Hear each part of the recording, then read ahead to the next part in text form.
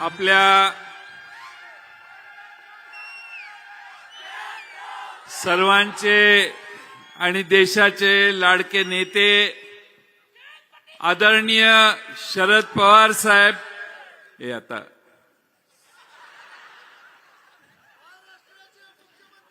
गप्पच मी त्याच्यावर भाषण करतो अशी घोषणा देऊन कोणी मुख्यमंत्री होत नाही, त्याला लय उठावशे काढावं लागतात. तुम्ही गप्प बसा.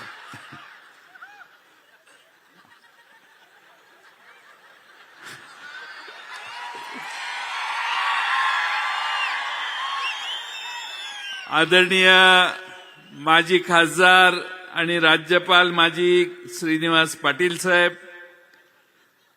ज्यांची अमोघ वाणी सगळ्या महाराष्ट्रभर फिरून आज आपल्या इस्लामपुरात आली, ते आपल्या सर्वांचे लाडके खासदार अमोल कोल्हे साहेब. लोकांच्यातला माणूस कसा असतो आणि लोक आपल्यातला माणूस कसा उचलून धरतात आणि सगळ्या ताकदीच्या विरोधी माणसं एकत्रित झाली तर माणूस कसा निवडून येतो, याचं चित्र महाराष्ट्राला आणि देशाला दाखवणारे खासदार निलेश लंके साहेब. आपल्या निर्णयाने महाराष्ट्रात एक वेगळा भूकंप करून बदल करण्यासाठी राष्ट्रवादीची साथ विजयसिंह मोहिते पाटील साहेबांच्या नेतृत्वाखाली ज्यांनी धरली ते खासदार धैर्यशील मोहिते पाटील, आमचे सहकारी माजी मंत्री बाळासाहेब पाटील, आपण ज्यांचं भाषण ऐकलं मगाशी ते उत्तम जानकर साहेब, आमचे ज्येष्ठ मार्गदर्शक शिवाजीराव नाईक साहेब, आमच्या आमदार सुमनताई पाटील, मानसिंगराव नाईक, मेहबूब शेख, नितेश कराळे, सुनील गव्हाणे, नारायण आबा पाटील, प्रकाश गजबिये माजी आमदार, नागेश फाटे, पंडितराव कांबळे, राजू आवळे आमदार माजी, कोल्हापूर जिल्ह्याचे अध्यक्ष व्ही पाटील साहेब, बाबासाहेब जाधव, आपल्या जिल्ह्याचे अध्यक्ष देवराज पाटील, सर्वच व्यासपीठावरील पक्षाचे सर्व पदाधिकारी आणि मगासपासून सगळ्यांचीच नावं घेतली तर परत पाऊस येईल म्हणून मी व्यासपीठावरील आपल्या तालुक्यातील जिल्ह्यातील सगळ्याच मान्यवर आणि बंधू भगिनींनो, आज महाराष्ट्रभर फिरून इस्लामपूरला आपण या शिवस्वराज्य यात्रेची या ठिकाणी शेवटची सभा घेतोय. महाराष्ट्रामध्ये आम्ही 9 तारखेपासून आपल्या शिवनेरीच्या पायथ्याचं दर्शन घेऊन जी सुरुवात केली, 24 दिवस आम्ही या यात्रेत सहभागी झालो. 7365 किलोमीटर, 19 जिल्हे आणि अनेक 100 पेक्षा जास्त तालुक्यांना भेटी दिल्या आणि आपल्या सर्वांच्या समोर आता इथं आलोय. खरं म्हणजे आज ही शेवटची सभा आहे किंवा समारोप आहे असं म्हणण्याची काही आवश्यकता नाहीये. माझ्या मते आम्ही महाराष्ट्रात सगळीकडे जाऊन आल्यावर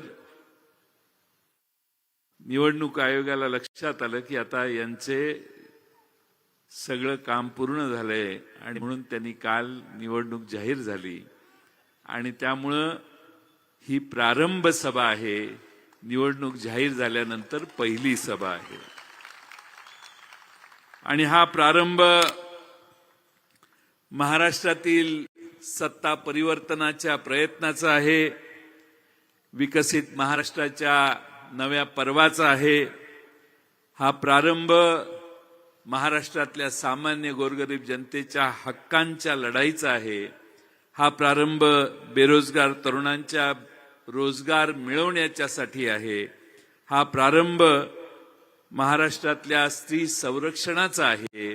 हा प्रारंभ हा महाराष्ट्रातला भ्रष्टाचारापासून मुक्त करण्याचा आहे आणि छत्रपती शिवाजी महाराजांनी घडवलेल्या महाराष्ट्राच्या रक्षणाचा आहे, महाराष्ट्राच्या छत्रपती शिवाजी महाराजांच्या कल्पनेच्या संरक्षणाचा आहे.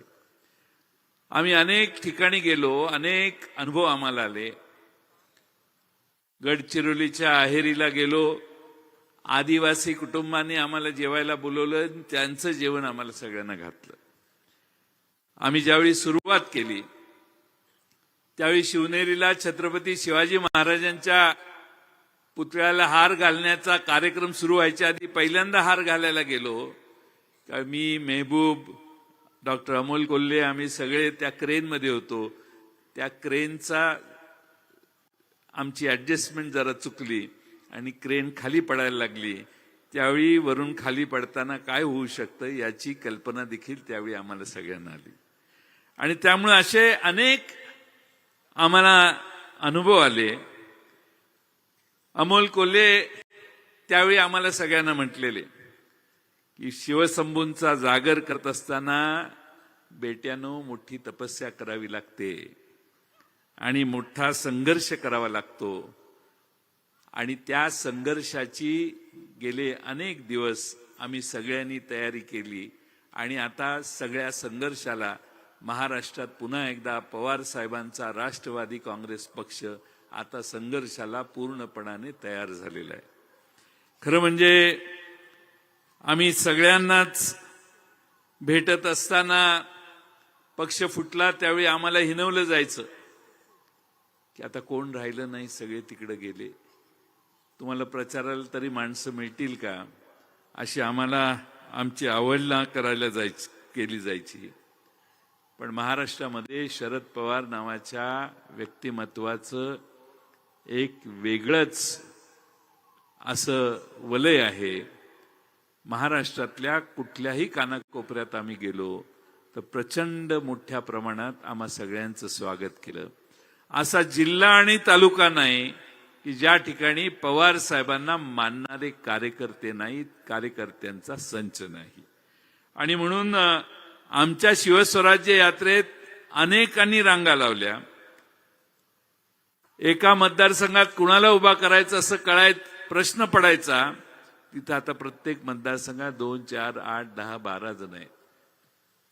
एका मतदारसंघात तर विक्रम आहे, 30 जणांची मागणी आहे आम्हाला उमेदवार करा म्हणून.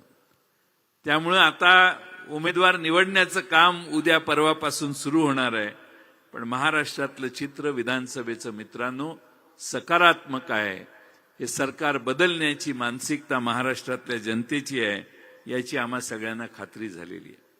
महाराष्ट्राची आर्थिक परिस्थिती पूर्ण ढासळलेली आहे.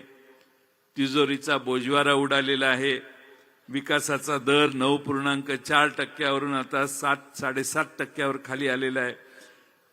कृषी क्षेत्रात महाराष्ट्र 6व्या क्रमांकावर खाली घसरलेला आहे. 10 वर्षात 2-2.25 लाख कोटी रुपयाचं कर्ज आता 8 लाख कोटीवर गेलेलं आहे. काल परवा रिझर्व्ह बँकेत अर्ज राज्य सरकारने केलाय, आम्हाला 1.25 लाख कोटी रुपयाचं आणखीन कर्ज पाहिजे डिसेंबर अखेर, दर आठवड्याला 5,000, 6,000, 4,000 कोटी रुपयाचं. आणि म्हणून हे सत्तेतनं जातील त्यावेळी महाराष्ट्राच्या डोसक्यावर जवळपास 9.25 लाख कोटी रुपयाचं कर्ज ही लोक करून जातील.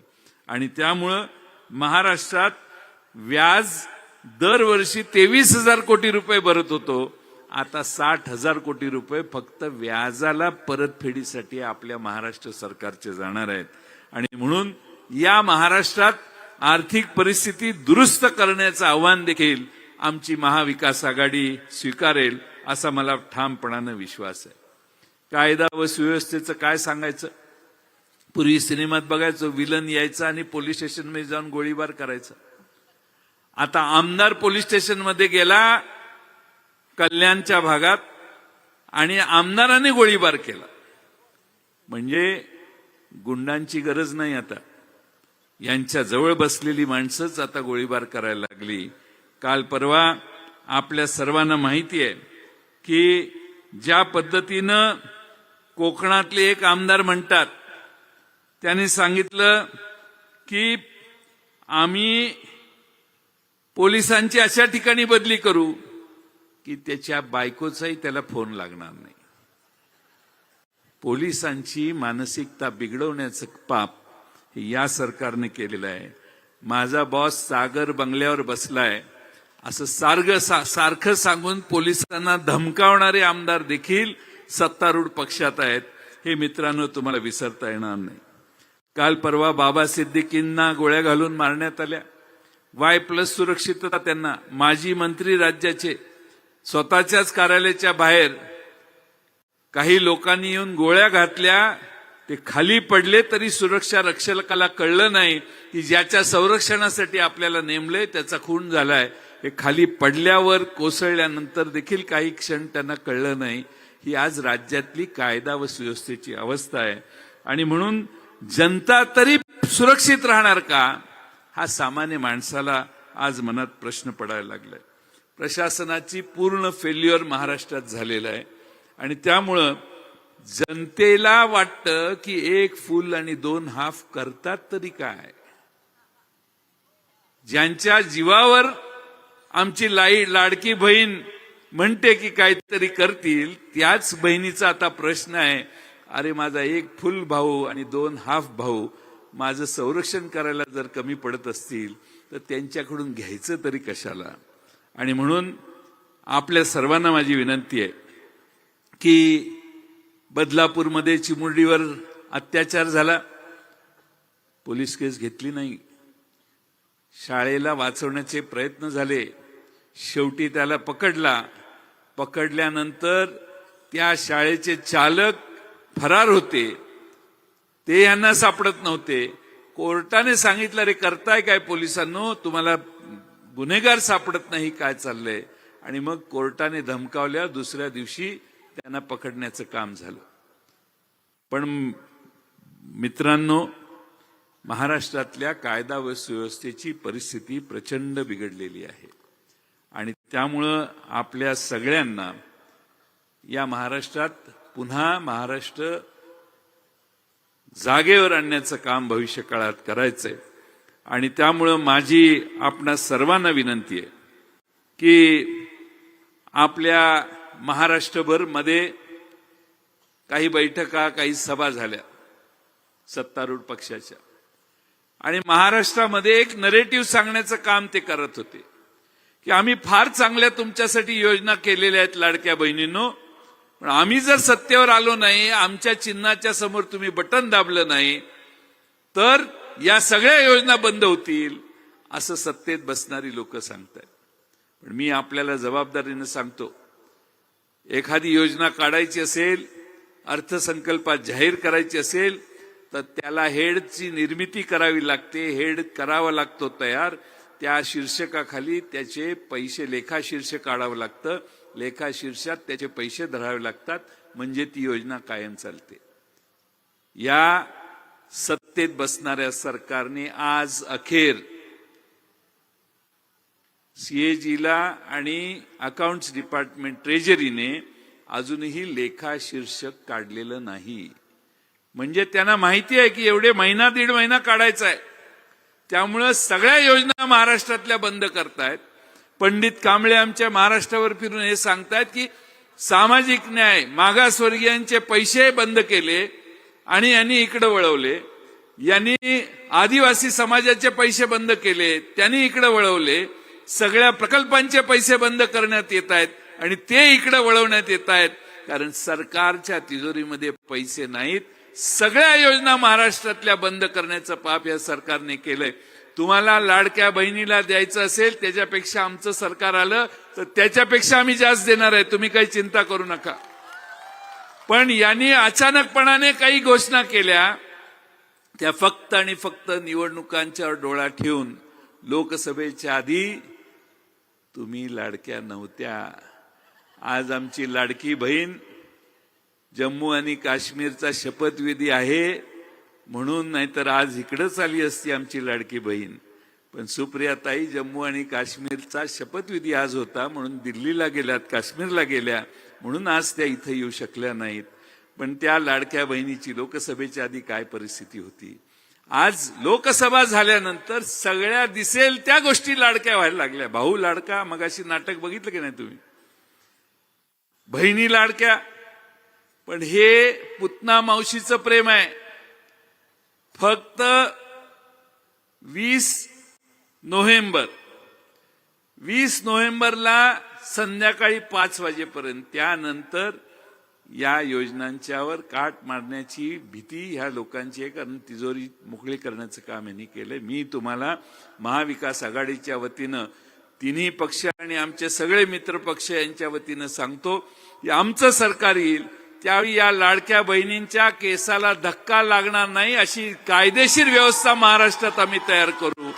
आणि त्याचबरोबर या लाडक्या बहीण योजना ह्या व्यवस्थितपणानं कशा चालतील आणि 4 पैसे जास्त तुम्हाला कसे देण्यात येतील अशी मार्ग काढण्याची भूमिका आम्ही सगळे आमचं सरकार घेईल हा विश्वास मी तुम्हा सगळ्यांना देतो.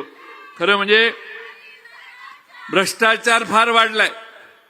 डांबरात निलेश लंके साहेब भ्रष्टाचार झाला. एकच डांबर 4 प्रकल्पात वापरलं असं रत्नागिरी जिल्ह्यात दाखवण्यात आलं. मेलेल्या माणसाच्या टाळूवर पैसे लोणी खातात तसं त्या मान खटाव मध्ये हॉस्पिटलमध्ये कोरोनाचा रेकॉर्ड दाखवलं की हे माणसं जिवंत आहेत, मेलेली माणसं होती पण जिवंत आहेत आणि त्यांच्यावर औषधोपचार करून पैसे 61 कोटी रुपये काढायचं काम झालं. हे सत्तेत बसणाऱ्या लोकांचं काम आहे. आणि म्हणून या ठिकाणी भ्रष्टाचार किती करावा ह्याला काही मर्यादा राहिली नाही.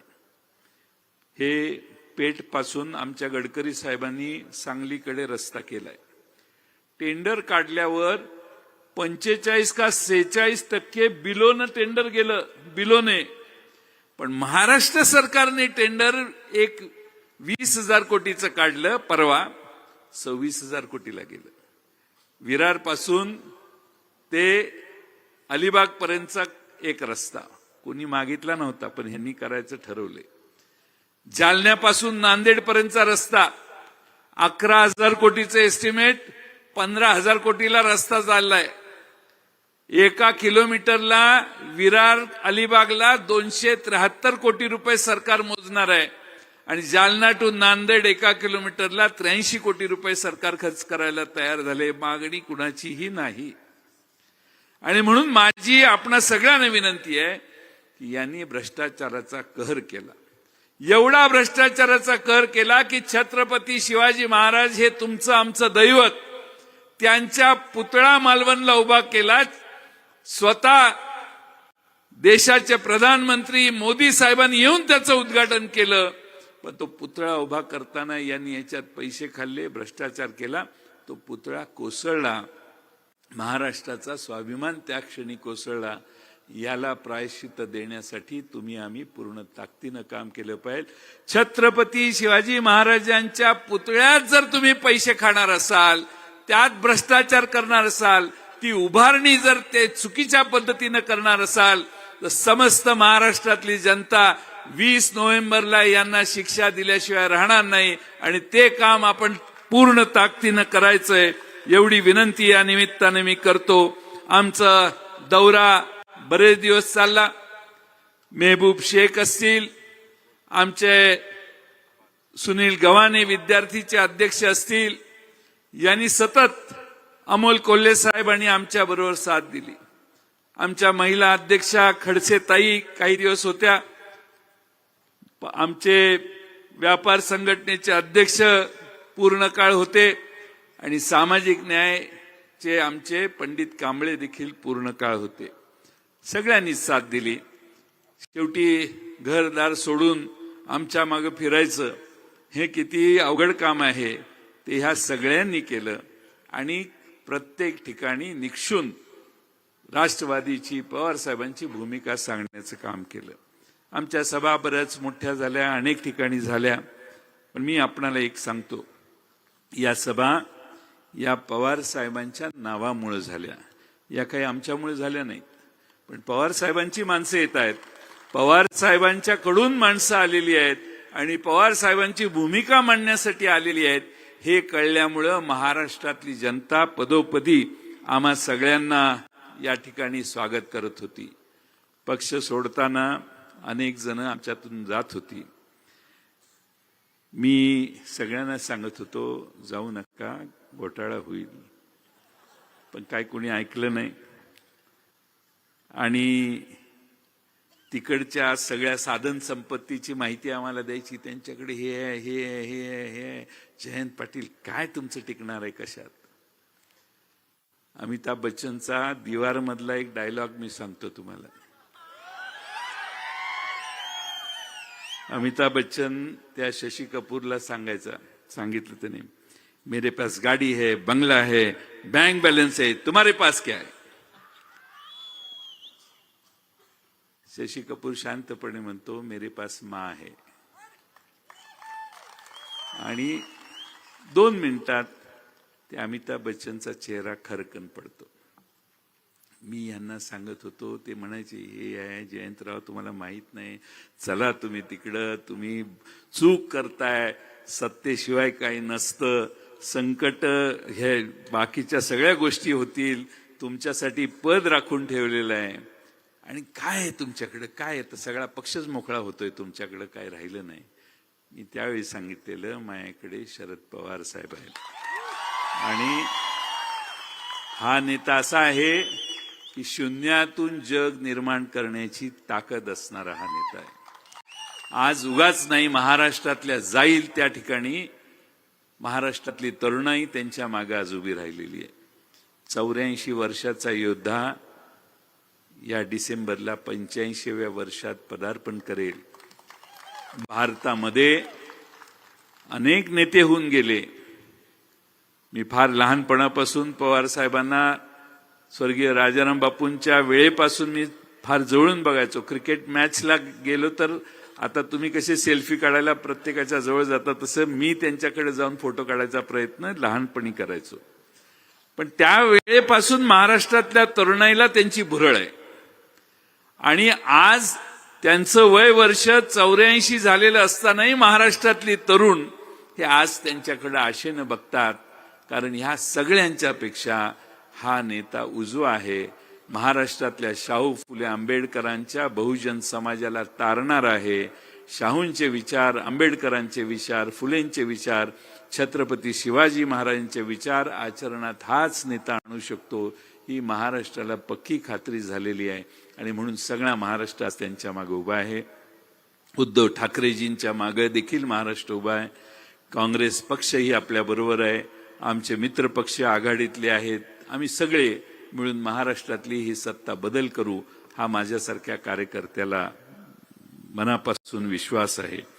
खरं म्हणजे ही आपल्या सर्वांना, माझ्यासाठी मला असं वाटतं की ही पवार साहेबांच्या विचारांची लढाई आहे. पवार साहेबांसाठी ही लढाई आहे. त्यामुळे तुम्ही मगाशी जी भाषा वापरली ना, हे करा आणि ते करा, त्यासाठी ही लढाई नाहीये. एवढं लहान मन तुम्ही दाखवू नका. ही लढाई विचारांची लढाई आहे. महाराष्ट्रामध्ये शाहू फुले आंबेडकरांचा विचार टिकणार की नाही हा प्रश्न महत्वाचा आहे. जातीयवादी विचारांच्या विरोधी लढाई आहे आणि ही लढाई लढण्यासाठी आपण पवार साहेबांच्या मागे उभा आहोत. मला फार वर्षापासून आठवते, बाबासाहेब दादा साखराळचे आणि दिलीप तात्या होते, तुमचं शिष्टमंडळ पवार साहेबांना भेटायला गेलेलं. नुकताच मंत्री झालो तुम्ही. बाबासाहेब दादांना फार हे होतं की जयंत मंत्री झालाच पाहिजे. साहेबांनी शांतपणे सांगितलं, त्याला जरा उमेदवारी करू दे, आत्ताच आमदार झालेला आहे. त्यानंतर कधी आयुष्यात मी शिष्टमंडळ त्यांच्याकडे नेलं नाही. पण मी तुम्हाला एक सांगतो की आर.आर. आबांची आज मला मनापासून आठवण होते. आर.आर. आबांच्या बरोबर आम्ही सगळे काम करत होतो. आर.आर. आबांची देखील आदरणीय पवार साहेबांच्यावर प्रचंड निष्ठा होती. जग इकडचं जिकडं आज ते जर असते की नाही, तर त्यांनी आणि मी मिळून अमोल कोल्हेंच्या मदतीनं महाराष्ट्र ढवळून काढलं असतं. आज ते नाही आहेत याची आम्हा सगळ्यांना खंत आहे. पण अनेक असे प्रसंग आहेत की एका जिल्ह्यात 2 मंत्री ठेवण्याचं काम पवार साहेबांनी कायम केलं. आणि कधीही, मी आता शैलजा स्टेजवर आहे तिच्यासाठी सांगतो, सत्य साईबाबा घरी आले, शैलजाने व्यवस्था केलेली, त्यांची जेवले गेले. शिवराज पाटील साहेब आमच्या घरी त्यावेळी आलेले. त्यावेळी आणि मग दिल्लीला गेलो. त्यावेळी मंत्रिमंडळ स्थापना होणार होती. पवारसाहेब जेवणाच्या टेबलवर दिल्लीत बसले. म्हटले, माझ्याकडे तक्रार आलेली आहे की सरकारी बंगल्यात तुम्ही सत्यसाहेबांना आणून त्यांची पूजा केली, तर सरकारी बंगल्यात कशी काय करता तुम्ही?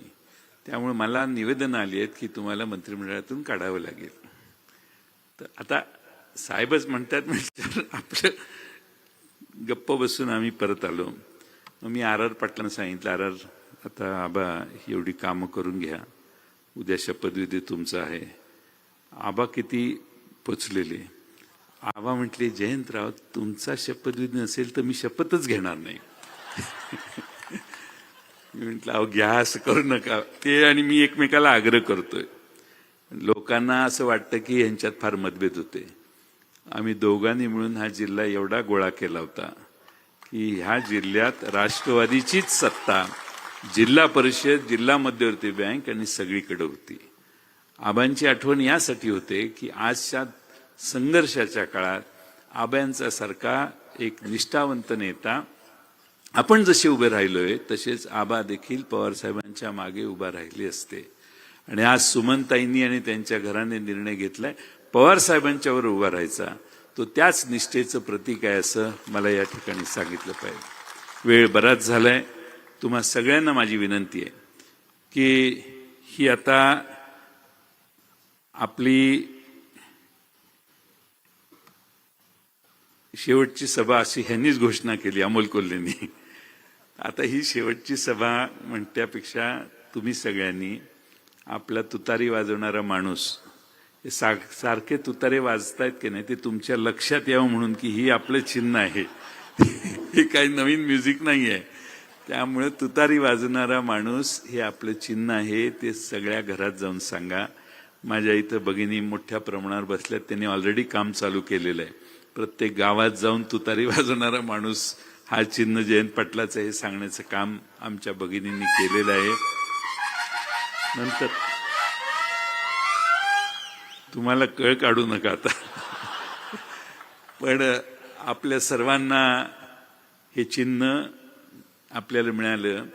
ते मिळाल्यावर पवारसाहेब स्वतः रायगडावर आले.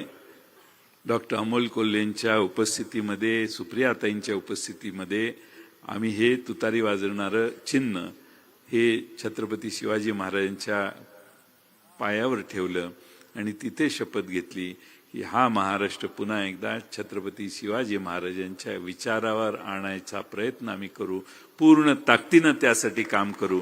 आणि ते काम आता आपलं सुरू झालंय. माझी जबाबदारी तुम्हीच घ्यायची आहे. आणि लंकेसाहेब,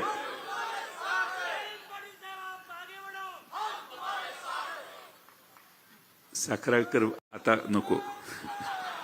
आपल्या लंकेसाहेबांना सांगतो, लंकेसाहेब, माझं ह्या माणसांचा माझ्यावर एवढा उपकार आहे. 90 साली एक इलेक्शन झाली आणि 95ला TN सेशन आला, सभा नाही, इलेक्शन झाली नाही. 99 साली नवीन चिन्ह आलं, 1 लाख रुपयाची स्टिकर छापले, तेवढाच काय आपला खर्च असेल आणि 40,000 रुपये वर.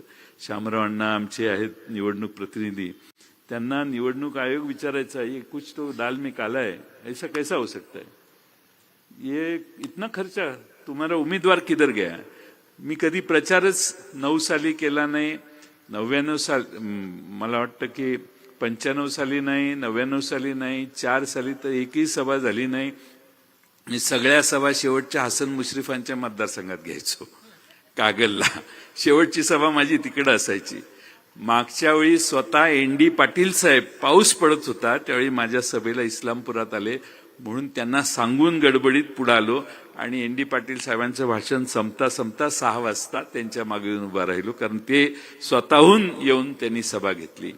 पण महाराष्ट्रामध्ये असा मतदारसंघ लंकेसाहेब मिळणार नाही की मी प्रचाराची सभा न घेता मला ही माणसं एकदा नाही 7 वेळा निवडून देत आली.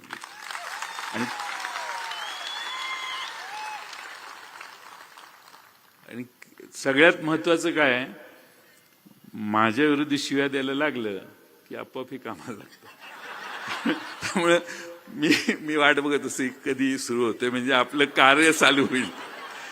त्यामुळं आपण सगळ्यांनी महाराष्ट्रातल्या राजकारणामध्ये मला इथपर्यंत तुमच्यामुळे मी आलो, पण नेहमी गॉडफादर असावा लागतो. तो गॉडफादर मिळाला तर प्रगती होते, आणि माझा गॉडफादर माझ्या मागे बसलेला आहे.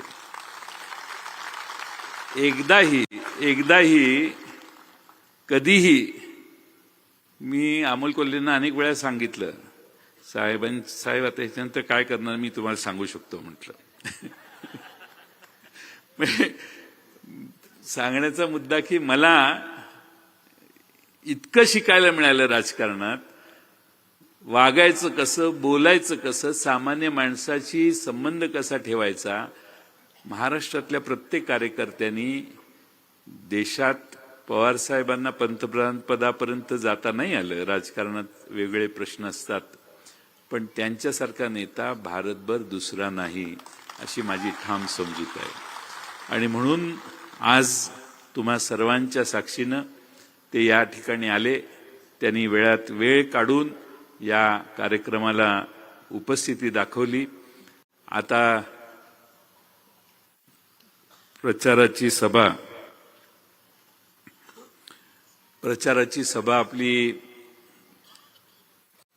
आज झाली असं समजा, पण अर्ज मी अजून उमेदवार नाही झालेलो. मी अर्ज 24 तारखेला गुरुपुष्प नक्षत्रावर भरायचं बहुतेक ठरलेलं आहे. आणि मी ज्यावेळी मुहूर्त बघतो त्यावेळी पवार साहेबांना आवडत नाही काय, तर बहुतेक 24 तारीख ठरेल. पण त्यानंतर त्या दिवशी एकदा आपण जमलं तर भेटू, ज्यांना शक्य असेल त्यांनी. आणि त्यानंतर मला महाराष्ट्रात फिरावं लागणार आहे. माझी काळजी तुम्हीच घ्या. महाराष्ट्रातनं अनेक लोक माझ्यावर प्रेम व्यक्त करण्यासाठी इथे येणार आहे, त्याची मला चांगली कल्पना आहे. सर्व मार्गाचा अवलंब होईल, टोकाचे प्रयत्न होतील. त्या सगळ्या प्रयत्नाला तुम्ही सगळे पुरून उराल असा मला विश्वास आहे. मला जर मध्ये फुरसत मिळाली तर एखादी चक्कर इकडे तिकडे टाकायचा प्रयत्न करेन. पण आपल्या सर्वांना माझी विनंती आहे की इथं आपले बोधिरत्न बनते ज्योतिरत्न संभाजीनगरही या कार्यक्रमासाठी आले, त्यांचेही मी आभार मानतो. व्यासपीठावर निलेश लंके, आमचे सगळे खासदार, मोहिते पाटील साहेब, अमोल कोल्हेजी सगळेच आले. सगळ्यांचंच नाव पुन्हा घेत नाही. त्या सगळ्यांचे आभार मानतो आणि आदरणीय पवार साहेबांना मार्गदर्शन आपणाला करण्याची विनंती करतो. 2 मिनिटं. पक्षाचं गाणं आपलं या ठिकाणी नवं